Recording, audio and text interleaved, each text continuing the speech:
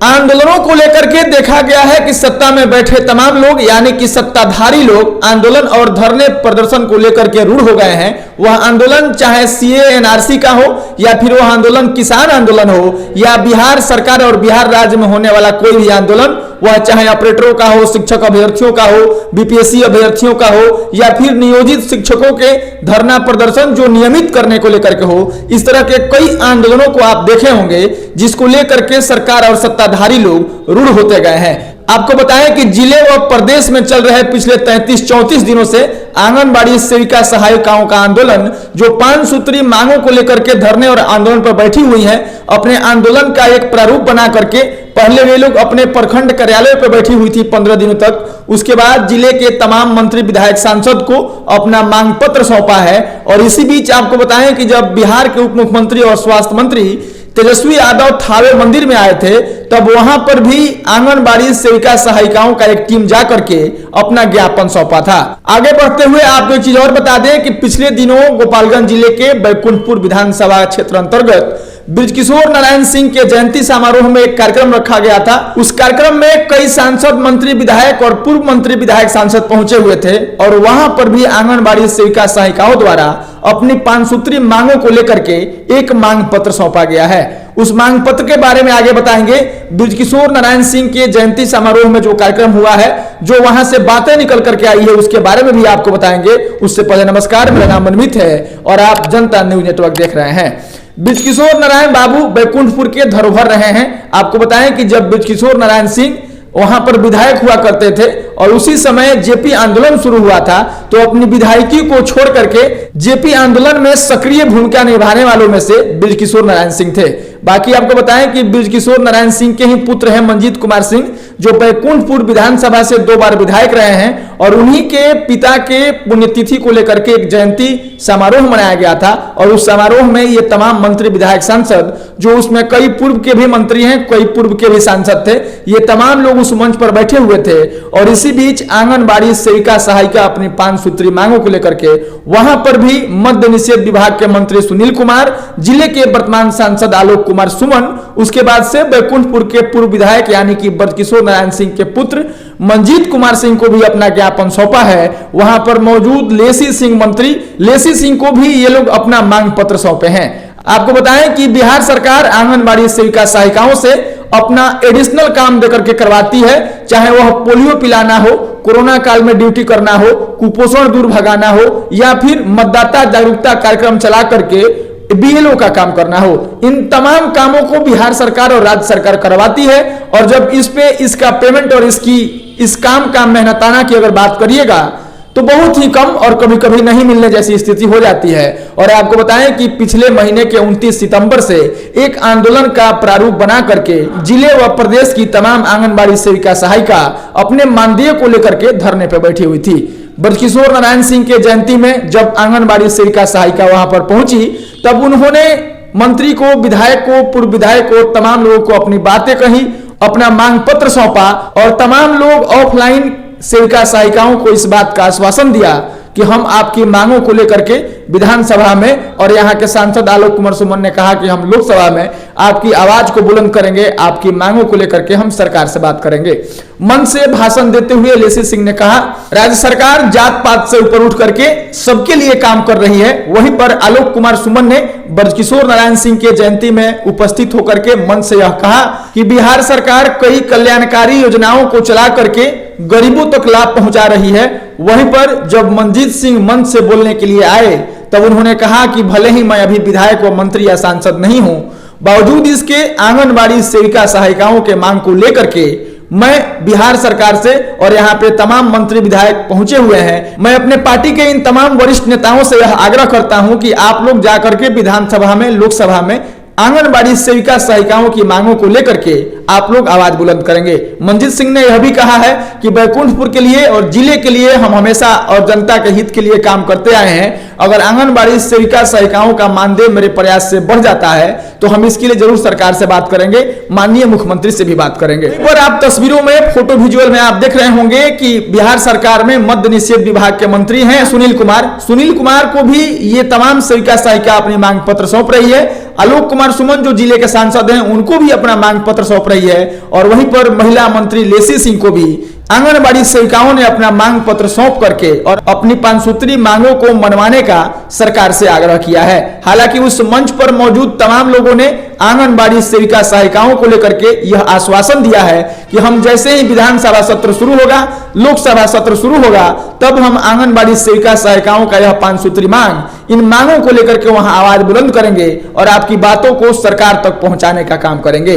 बाकी आपको बताते चले कि आंगनबाड़ी सेविका सहायिकाओं के धरने को लेकर के आज 33 से 34 दिन हो गए हैं और इस बीच में 3 बार एक धमकी भरा चिट्ठी जारी हुआ है, जिसमें कहा गया है कि आप लोग आंगनबाड़ी सेंटर को चालू करिए, आंगनबाड़ी सेंटर पर काम करने के लिए जाइए। बावजूद इसके तमाम आंगनबाड़ी सेविका सहायिका जो 5950 रुपए की मानदेय पर काम करती है, वह चाहती हैं कि उनके काम का यानी कि समान काम और समान वेतन हो जाए। जितना मेहनताना और जितना मेहनत किया जाता है उसका सही और उचित मेहनताना मिल सके। और इसी को लेकर के ब्रजकिशोर नारायण सिंह के जयंती समारोह में बरौली, माझा, सिधवलिया और बैकुंठपुर की तमाम सहायिका सेविका वहां पर पहुंच करके तमाम मंत्री, विधायक और मंत्रियों को अपना ज्ञापन सौंपा है। अब इस आंदोलन को लेकर के अब तक हुआ क्या है, तो आपको बताएं कि बिहार और राज्य सरकार के तरफ से आंगनबाड़ी सेविका सहायिकाओं की एक कमेटी और टीम को बुलाया गया है वार्ता के लिए, और वह वार्ता आज का दिन रखा गया है। आज 11 बजे से वह वार्ता हो रहा है। बाकी शाम तक यह अपडेट आएगा कि आंगनबाड़ी सेविका सहायिकाओं का यह धरना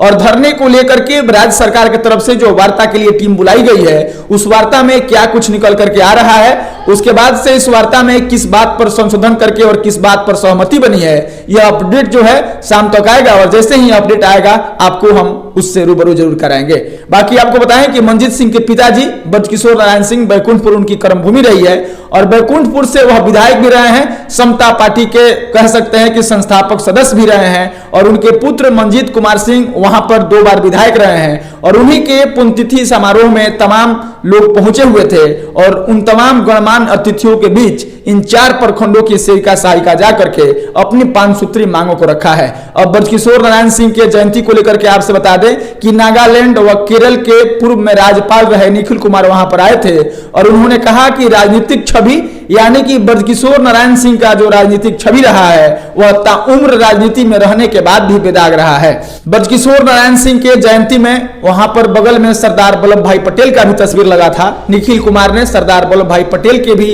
फोटो पर, तस्वीर पर और ब्रजकिशोर नारायण सिंह के भी तस्वीर पर माल्यार्पण किया। उसके बाद से कहा कि सरदार वल्लभ भाई पटेल भारत के लिए एकता और अखंडता के मिसाल हैं। उसके साथ ही सरदार वल्लभ भाई पटेल और ब्रजकिशोर नारायण सिंह इन दोनों विभूतियों के कार्यक्रम में पहुंच करके मैं गौरवान्वित महसूस कर रहा हूं। वहीं पर लेसी सिंह ने कहा कि जात पात से ऊपर उठ करके बिहार सरकार तमाम लोगों के विकास के लिए काम कर रही है। वहीं पर जिले के सांसद आलोक कुमार सुमन कहते हैं कि बिहार सरकार कई कल्याणकारी योजनाओं को चला करके गरीबों तक लाभ पहुंचाने में सफल हो रही है। वहीं पर आपको बताते चले कि काली प्रसाद पांडे जो कि 84 में यहाँ से सांसद रहे थे, उन्होंने कहा कि ब्रजकिशोर बाबू हमारे बचपन के साथी रहे हैं, उनके साथ हमारा एक गहरा लगाव रहा है और उनके जयंती पे पहुंच करके हम भी गौरवान्वित महसूस कर रहे हैं। आगे आपको बताते चले कि बिहार सरकार में मद्य निषेध विभाग के मंत्री सुनील कुमार ने कहा कि ब्रजकिशोर नारायण सिंह गरीबों के हमदर्द थे और उनके पुण्यतिथि में पहुंच करके उनको पुष्प अर्पित करके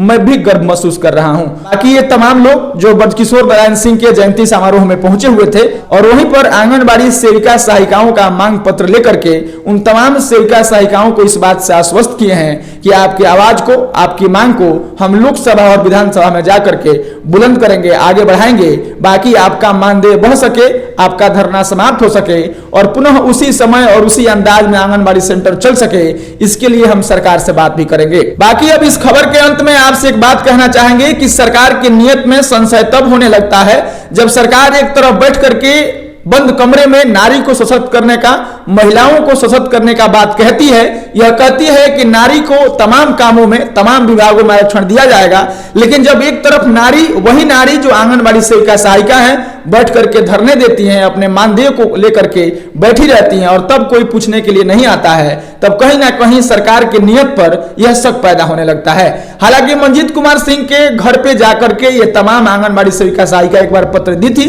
मंजीत सिंह ने तब भी आश्वस्त किया था कि इन लोगों के नियोक्ता केंद्र सरकार है, लेकिन राज्य सरकार जो इन लोगों से एक्स्ट्रा काम करवाता है वह पैसा समय पर मिल सके, और केंद्र सरकार से भी और हो सकेगा तो हम बात करेंगे और यह प्रयास जरूर करेंगे कि इनका मानदेय जो 59 से 50 रुपया है वह बढ़कर के एक अच्छा खासा रकम हो जाए। मैं बात कर रहा था सरकार के नियत में संशय होने का, तो सरकार के नियत में संशय तब हो जाता है जब बिहार के मुखिया नीतीश कुमार जातीय जनगणना करा करके और ट्विटर पे एक पोस्ट लिखते हैं और वे कहते हैं कि जातीय जनगणना में काम कर रहे तमाम कर्मचारी व अधिकारी को हम बधाई देते हैं कि बिहार में किस जाति के लोग किस स्थिति में कितना रह रहे हैं, इस बात का हमें पता लग गया। और साथ ही जाति जनगणना कराने के बाद यह भी पता लग गया कि किसकी हालत और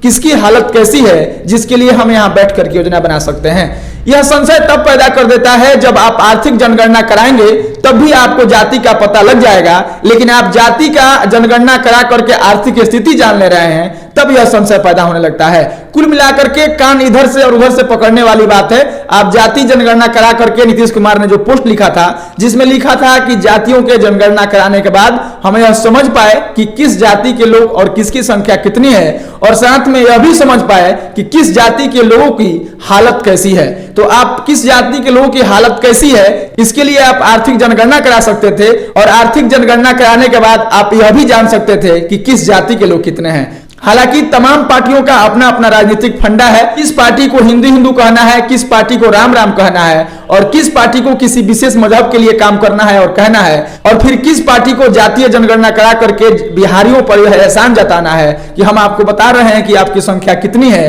और जिसकी जितनी भागीदारी उसकी उतनी हिस्सेदारी। यह काम करने के लिए भी एक विशेष पार्टी का काम है। तो हर आदमी का अपना राजनीतिक विचारधारा है, तमाम पार्टियां अपने अपने सत्ता के लिए अपने अपने विचारधारा पे काम करती है। हालांकि अगर जातीय जनगणना हुआ है और तमाम लोगों की जाति की संख्या का पता लग गया है, और अगर उनके परसेंटेज के हिसाब से सत्ता में हिस्सेदारी मिलती है, विभागों में हिस्सेदारी और भागीदारी मिलती है, तो यह एक बेहतर पहल है। अगर सरकार इस पर काम करती है तो यह बेहतर पहल है। लेकिन उससे पहले जातीय जनगणना करने से पहले जो आंगनबाड़ी सेंटर चलाने वाली सेविका और सहायिका हैं, अगर वह 33 से 34 दिनों तक धरने पर बैठी हुई हैं, आगे उनकी बातों को अगर कोई नहीं सुन रहा है तो सरकार को चाहिए कि जातीय जनगणना के मुद्दे को थोड़ा सा शांत करके और आंगनबाड़ी सेविका सहायिकाओं की बातों को सुन लेना चाहिए। हालांकि सरकार की तरफ से आंगनबाड़ी सेविका सहायिका की एक टीम बुलाई गई है वार्ता करने के लिए। अब आज के वार्ता में क्या कुछ हुआ है, जैसे ही उससे कोई जुड़ी हुई अपडेट आएगी उसको बताने के लिए आपके सामने हम आएंगे। बाकी इस खबर को लेकर के, इस घटना को लेकर के आपकी क्या राय है, आप अपनी प्रतिक्रियाएं जरूर दीजिएगा। हम मिलेंगे फिर किसी नए वीडियो में, तब तक के लिए धन्यवाद।